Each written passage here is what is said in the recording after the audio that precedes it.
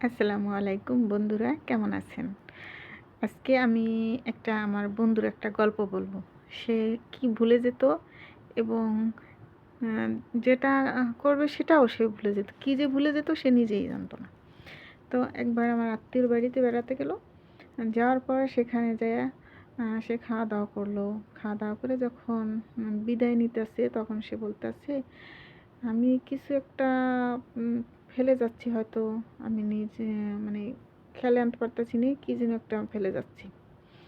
তখন আমার আত্মীয় সেখানে সব জায়গা খুঁজে তন্ন তন্ন করছে যে কি জিনিস রেখে গেছে। তো সে আমার আত্মীয় বলতেছে, "কি জিনিস ভাই ফেলে রাখছেন?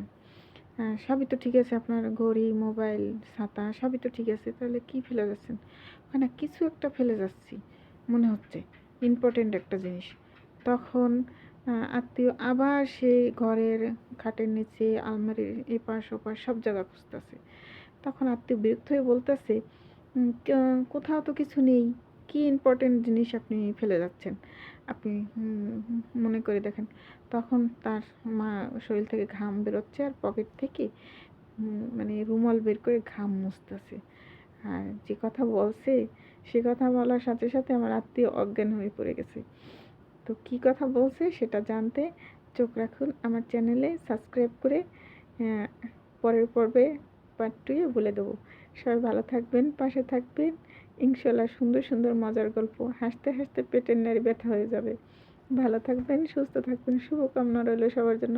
আল্লাহ হাফেজ।